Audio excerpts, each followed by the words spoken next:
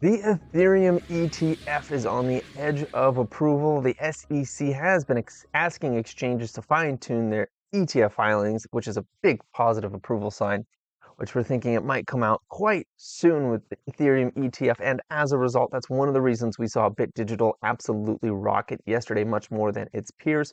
You can see that Ethereum here yesterday was up 19.23%, while BitDigital was up about 21 something percent. Today, it is up 2.71% for Ethereum. You can see we're way outside the Bollinger Bands. We're way away from all the SMAs. We've got to see this price probably go sideways or slightly up for a little while in order for the Bollinger Band and the SMAs to catch up to avoid a big drop after this massive candle on Ethereum, which we might see. We might see it come back down to the 5 daily down here, which is at 32.94, but I don't think so. I think we'll probably see this flag for a little while before continuing to grind on up once all the SMAs start to catch up to it right now. But this is just a great little area. You can see we got above this little area of resistance here at 37.19. The only thing in our way now is honestly about 38.86 before we start gunning for 4,000 once more on Ethereum. So this is pretty exciting where it got out of this downtrend, much like Bitcoin. It got out of the downtrend decisively, out of the downtrend. And as long as we hold above this downtrend, we're likely to continue higher on Ethereum, which is going to bring stocks like BitDigital up with it. Now let's take a look at Bitcoin. How is Bitcoin doing today? Bitcoin is still holding over $70,000. That's pretty fantastic. That is great. I like to see that. You can see though the volume is starting to flatten out. What did I just do? No idea what I just did. Weird. All right, let me get rid of my RSI. Doesn't matter. Don't need it. So you can see that volume is starting to flatten out here on my oscillator. So that's not fantastic in terms of seeing the price continue to just skyrocket up, but it might signal some healthy moves sideways while the SMAs catch up before we start moving higher again. Just like with Ethereum, we need to see it take a breath, go sideways a little bit, just like it did back here on May 15th. We saw that big 7% update, and then we saw 1, 2, 3, 4, 5 days of sideways action before we saw another big move up. We might see something similar right now, right?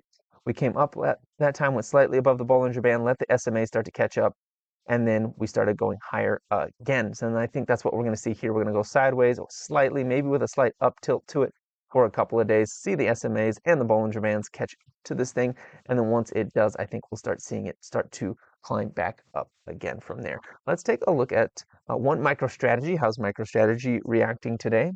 It's down 3%, which considering Bitcoin is down 1%, that's about in line with what we expect. We're hanging out at the top of my little box here at 16,076. What I am expecting from this now that we've got this formation is, I know what you're about to say, or you know what I'm about to say, which is it looks a lot like we've got a cup forming here. And if that is the case, we can see that cup create something of a handle in this area here, which could go all the way back down, honestly, to the green line here at 1352 and still be in a bullish pattern. So it's nothing to be too concerned about, even if it comes all the way down to $1,300 and 1345. That's still relatively bullish, and it still is that cup and handle pattern if that's what plays out here. We might see it just go sideways for a few days and launch from there. I'm not so sure, but I do see a nice scooped out area here that I would like to see a pullback on. If I turn on the SMAs, where is the 20 at? Let me make sure it is the 20. In fact, first, it is not. Let's do the 20. Turn off some of these other things. Man, everything's on my indicator here. Okay, turn off the Keltner channels. All right, I don't need those. I just need to know when they're squeezing, which they aren't right now. Okay, so we're still outside of the Bollinger Band. The 5 is starting to catch up. Yeah, the 20, look at the 20 is, in a few days, the 20 will be at 1345, so I wouldn't be surprised to see that. I do think that we'll probably hit the 50, which right now is at 1444. I think we'll probably hit the 50 when it's closer to 1500, maybe slightly above 1500, and then see it start to rocket from there. That's what I would be expecting on this chart. Since we're just outside of the Bollinger Band, things are working real hot. Volume is still slightly climbing up, but we are overbought on the RSI, so I would be looking for a little bit of pullback and then a further launch from there. Let's take a look at some of our favorite Bitcoin miners. Let's see what BitDigital is doing today. That is so much stuff to look at. Hold on. Turn off Bollinger Bands. All right. Let's get a little bit less to look at here. So we are at the 200. We're still above the 200. If we close above the 200 today, I'm feeling pretty bullish on Bit Digital, especially with Ethereum news and with Ethereum continue to climb up. Also, look at this volume also later down here. This volume is just on a tear, still just going up, even though we've got a red candle today. So I'm not super concerned about that yet. I just want to see it close above 259. I don't want to see it go any lower than that. I want to see it close above this 200 SMA. I want to see tomorrow, honestly, I want to see it where the wick doesn't even touch the 200 SMA. And at that point, I'll start feeling very confident about going right back up to about $3 here on Bit Digital. Let's take a look at Bitfarms. How's Bitfarms reacting today? Bitfarms is actually up 2.45%. We're at $1.88. We are still struggling on the 200 SMA, which is right here at 190. But if I turn this onto a line chart, what do you see on here? Let me turn off the SMA so it's a little more clear. What do we see on here? We got a shoulder, a head, and another shoulder. And guess where we're at right now? We're right over the neckline.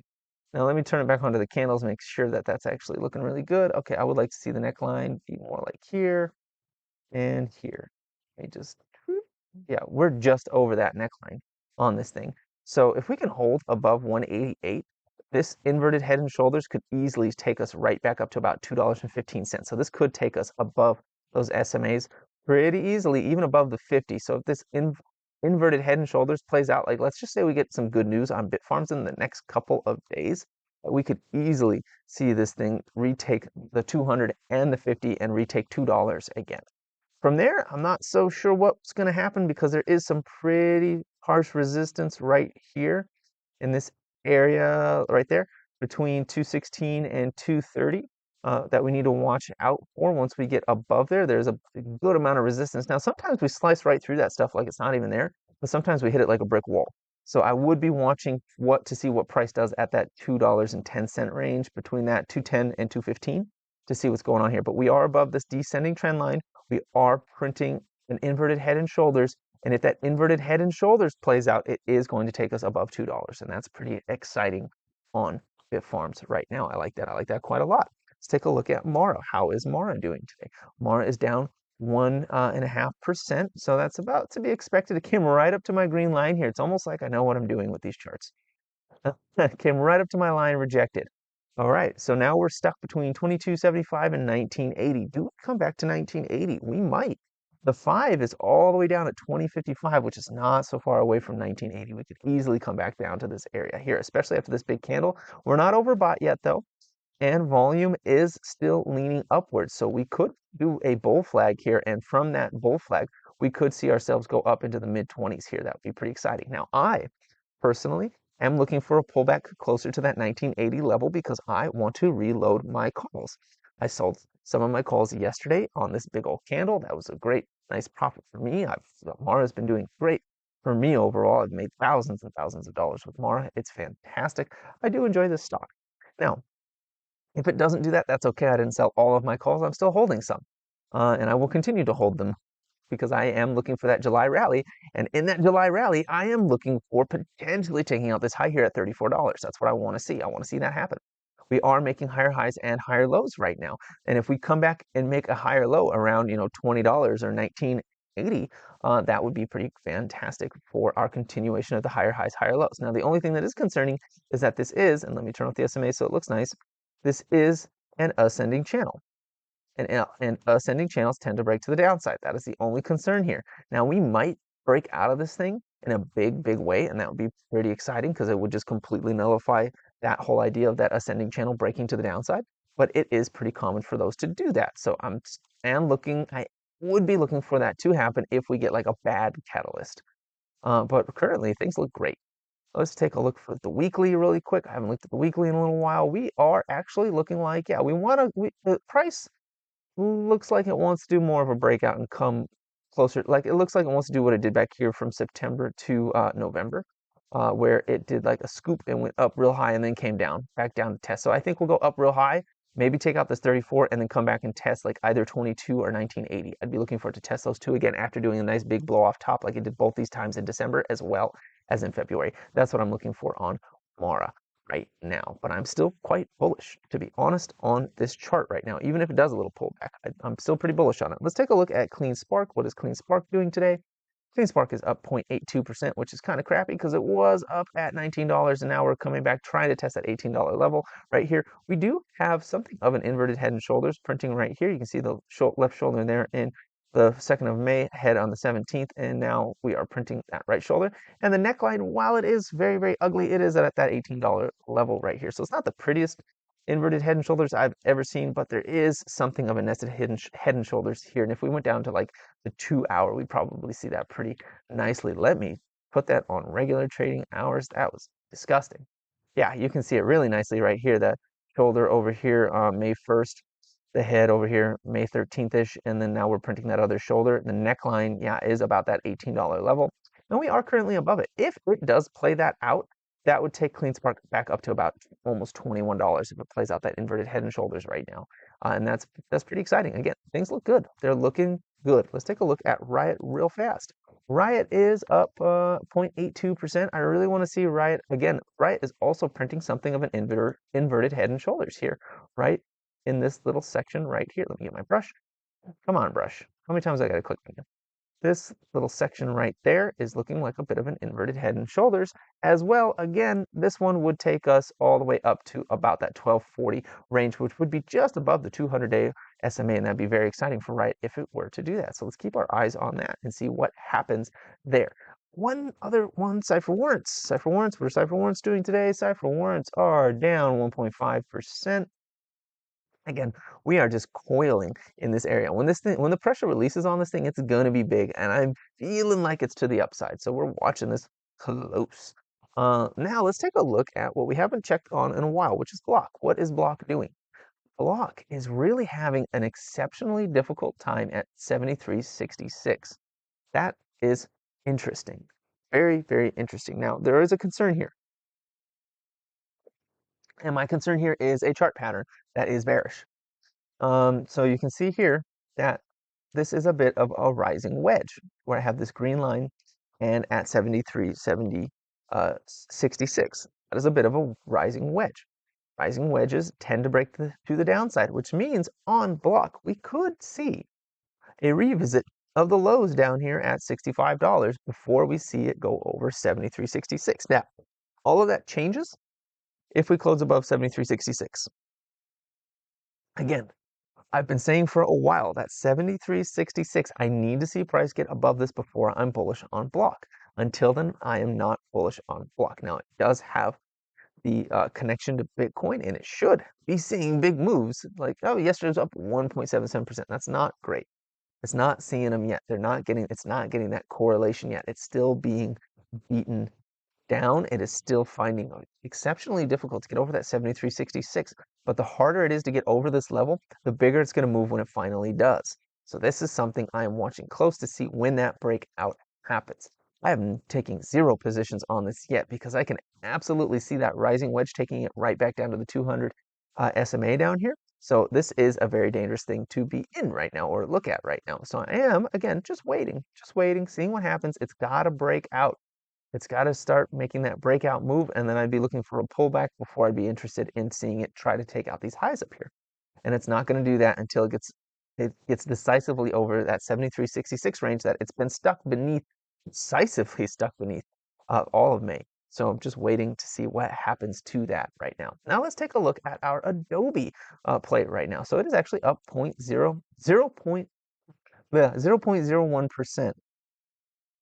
And I started noticing something in the chart here yesterday when I was looking at it. There is a bit of a cup and handle that is happening inside of our larger cup and handle.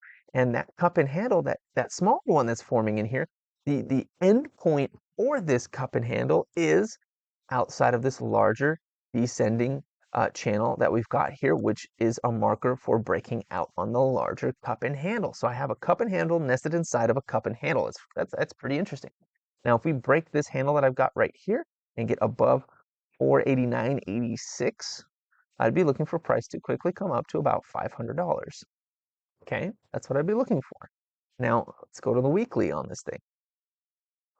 The weekly And that would take us out of this big handle right here. Take us out of that. And if we break out of that and we stay outside of it, I'd be looking for it to quickly come up to the 560, potentially even 637 range as soon as it gets out of there and starts confirming above 505 or 506. So this little cup and handle confirms, takes us up over $500 barely. Once we confirm above that 500, I'd be looking for a fairly quick move. These are weekly charts, so it could be a month, maybe two, maybe 60 days or something. I'd be looking for it to move up to 564, maybe even 637. Now on that, I'd probably buy shares or leap options. Like I'd be looking for this would be a multi-month move. Like it's not going to happen instantly. So this is one you got to be patient for. But the best moves tend to be ones you have to be patient for. So keeping an eye on this. I'm watching this every single day. If there's something interesting happens, I'll bring it to you. Like today, it's a little bit interesting because I noticed this little cup and handle here, and it is starting to try to get outside of the handle there. And if it breaks the handle, it's quickly, probably within a week or two, going to be coming up to that 506 level once it breaks that handle. And we'll keep our eyes on that. One thing I do want to look real quick is are there any SMAs in our way? There are. The 50 is a bit in our way. We'd have to break the 50. That could be a mark that sends us back down and vacillating sideways for a while if we get stuck on it. So that is something I'm watching. Again, this one is another one. I'm just watching it, not doing anything with it yet. Just watching, seeing if my pattern starts to play out. Once my pattern starts to play out, that's when I get interested. Let's take a look at NVIDIA real quick here. So NVIDIA has earnings tomorrow. This is going to move the market in a big way. This is something to be paying attention to. I am doing really no overnight holds on any kind of options trading that I'm doing with NVIDIA earnings being tomorrow. Now, anything that isn't a leap, like my Bitcoin miners, those are leaps. So I'm not really worried about, short-term fluctuations on it. Anything I'm worried about a short-term fluctuation on, I have closed out because I'm waiting for these earnings to come in on NVIDIA. We don't really know what they're going to do. It's been going sideways. So if you've noticed this earnings season, stocks have been tending to drift up and then come out with earnings, and even if they're good, they sell off. The fact that NVIDIA is going sideways has me feeling like it could end up being a bullish move, but that's gambling. I'm not doing it. So I'm just waiting. I'm just waiting to see what happens because this is going to make a big decision. And there is a bit of an inverted head and shoulders. Right here, you got the shoulder there, head here, shoulder there, neckline. It's harder to decipher, but the neckline looks like it's about that 920 level, and this would take us to all-time highs if that ends up being an inverted head and shoulders. Now that's open to interpretation. That could be something I'm totally making up based on what I'm seeing. But it looks like there could be a bit of an inverted head and shoulders in here, and if that's the case at the top of the range, oof, that would be a big old move. So I'm interested. I'm watching, seeing what's happening. I'm not doing anything with it because I do feel like the move will probably end up being bullish, but with how earnings has been playing out this earnings season, I'm not willing to take any risk on that. And of course, this is not financial advice and not a suggestion to buy, sell, or hold any asset whatsoever. All investment decisions are entirely your own. So with that said, that's all I've got for you today. Please like, comment, and subscribe, and have a profitable day.